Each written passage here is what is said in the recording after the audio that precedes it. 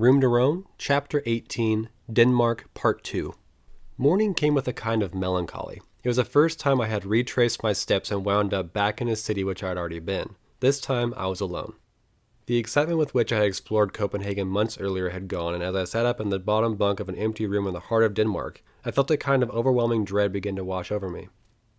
In a couple days, I'd be getting on a boat bound for the end of my journey. There'd be no more endless traveling, no more chaos, no more adventure. I would be going back to a life I had purposefully abandoned, one which I had severed most ties as far as jobs or prospects for the future were concerned. I thought of my family and how they were all I had left back home. They would be overjoyed to welcome me back from my crazy adventure, one which they did not fully understand, but the thought of going back was a departure from the intense self-centeredness which I had been cultivating for almost 3 months. I think that is why I was feeling so down leading up to getting on the ship to Iceland. At the same time, there is adventure in that last push, the only way to leave a trip of such magnitude. Over coffee, I edited photos and jotted notes, eavesdropped on a conversation in a language I couldn't understand, then left the hostel and began walking in the rain. I trudged through the somber buildings typical of Scandinavian cities, into the downtown area, past Christiania with the dope fiends, along the canal of Poseidon and his crew, the multicolored buildings of Nyhavn, Tivoli, the rush of the central market, through an indoor farmer's market, and made it back to the hostel at the end of the day for happy hour. I drank beers in the corner of the common room that night, looking at the weather forecast for the North Sea, and felt twinges of anxiety and exhilaration. There is a monstrous storm hammering Iceland and the Faroe Islands. The entire trip up until that point was footloose and without time constraints, but now, with the storm above me, I had delicate schedules to keep, and Mother Nature was on the other side, ready to make chaotic what I had hoped to be steady. The train left the main station, the same station which months earlier I had missed my bus to Hamburg, and we rambled on north, crossing many bodies of water, finally arriving in Aarhus midday. By this point in the trip, I had given up all hope of planning what I was going to do as far as sights went, and walked out of the train station to the docks nearby. Coastal cities drive me crazy in the best possible way. The way they smell, the atmosphere, the ships, it all comes together in a kind of magical way which is irresistible. I think in some capacity it is because they act as a stepping off point. Every body of water is a journey waiting to take place. Find a vessel, take the ride, and the unpredictable nature of open water will set a person free. I stood at that dock for nearly an hour, looking at a pristine rainbow and thinking about what tomorrow would bring. It wasn't hard to find my hostel. I checked in and wandered the streets aimlessly trying to pass time. The weather to the north of me and the uncertainty it presented put me in a kind of headspace which preoccupied any thoughts other than travel. Sights could only be an afterthought. With headphones blaring, trying to drown the anxiety, I walked past the university, along the Latin Quarter, found a used bookstore with a decent English section, and bought Lamore's Education of a Wandering Man. Past churches, a cemetery, along canals, saw a Christmas tree atop a fort's turret, and wandered around a giant supermarket before making my way back to the hostel. I found the common area of the hostel occupied with a group of Middle Eastern men, all nice and talkative, and asking if I knew where the best clubs were. They left, leaving a smell of mixed cologne and testosterone behind them as I opened a beer brewed in the city of Aarhus and read the book I had just bought.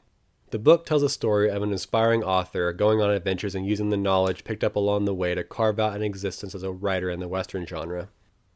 When I read it a couple years earlier, I had no idea where my life would end up. Sitting at a dining room table in Denmark was something I could have never predicted. The alarm rang with shrill clang at 6:45 the following morning. It was travel day. Frantic, I gathered my things, stuffed my long hair up into my beanie, and rushed to the train station. The train to Hirtshals left at 7:48. I changed trains 3 times, each descending in quality and amount of people aboard. The final train shook as it reached its destination. The doors opened and I felt the fury of the storm raging to the north. There is no way a ship would be leaving the northern tip of Denmark that day. 4 years previous, I worked as a deckhand on a commercial salmon fishing boat in southeast Alaska. It was summer, so the weather wasn't crazy, but as the season began to close around the end of September, the sea was getting angry. It was during this time when I had my first experience with rough seas. There were times the wind would be so heavy that the crests of the waves would peak and white, then the water would get whipped away by the wind. Other times we'd be fishing in seas much too rough for our 40-foot wooden boat, and I'd be looking up at a wave. I would rush to the other side, the wave would crash forcefully. I would rush back, then the other side would get hit. All the while the boat was listing deeply to one side than the other. It was because of those experiences that I knew no ship with a captain in his right mind would leave port on the kind of day Hirtshals was having. I tried reassuring myself, these people are descended from Vikings. If there were ever any culture who could do it, it'd be them.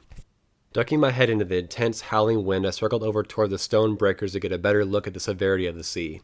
In the bay behind the large breaker, boats were bobbing and rocking like toys in a bath. Beyond the breakers, a brown sea was breaking savagely with the same white cresting waves I had seen in Alaska when things got gnarly. I took a quick video of the horrendous sight, mostly to check myself later, and turned back to the road completely empty of human life. A supermarket was nearby, so I went in for shelter and supplies. With a few bags of groceries, I found the point of departure for my ferry and began to walk. The wind was relentless as I walked through the small town. I came to the spot on my phone's map which was the main ferry office but was met with an all-encompassing wire fence. Discouraged and welling with anxiety, I walked back to the supermarket, the only place which seemed to have people in it. Once out of the wind, I began to think. I had traveled all the way to the tip of Denmark, a place not on any tourist map and with no accommodation that time of year, and I was alone with my only means of leaving, closed by a fence and a gale-force wind. After some minutes of intense self-loathing, I gathered myself and found an employee of the store. The man was probably in his late 30s with a full black beard and inviting face. I explained my situation to him, and without missing a beat, he took me into the back and dialed a local taxi driver he knew. In a few minutes, I was getting driven to the correct ferry office by a large man with a thick accent who charged an exorbitant fee for the few miles driven. Regardless, I thanked the man for the ride and walked up the stairs of the office waiting to see what the verdict would be. With wind rattling the windows, I walked up to the desk, showed the clerk my boarding pass of the ferry, and was relieved when she accepted it. There would be a few-hour delay in departure, but she assured me the ship would leave that day.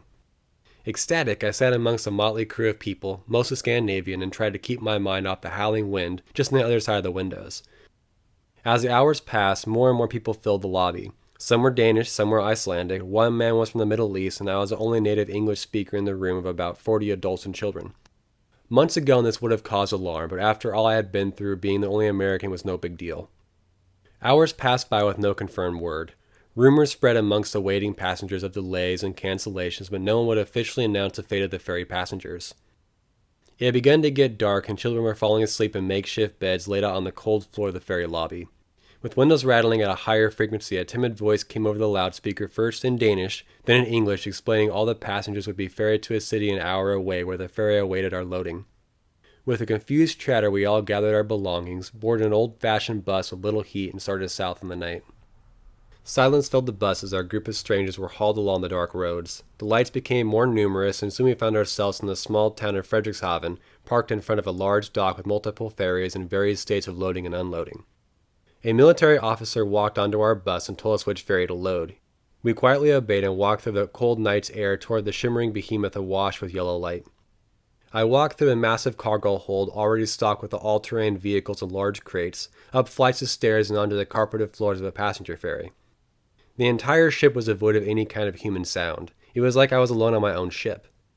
Looking at my ticket, I quickly found my cabin, a dual-bunk bedroom with a friendly artist from Iceland sitting atop the bunk I was about to choose. We spoke briefly before I left to explore the odd sensation of an empty ship. After exploring each floor, I found myself walking into the bar. In the corner was a guy about my age looking out the window. We struck up a conversation, and it turned out he was raised in the Faroe Islands and was using the ferry to get back home to his family for the holidays. "You have nothing to worry about," he said with almost perfect English. "This ferry supplies the Faroe Islands and eastern Iceland with essential supplies. There's nothing that'll stop her from making the trip. We may arrive a bit late, but in all the years I've traveled this route, I've never seen it be canceled." With that, my nerves were relaxed. From his backpack, he produced 2 cans of warm beer. We drank deeply from the elixir until 3 in the morning, chatting about everything under the sun. It was conversations like those which meant the most to me.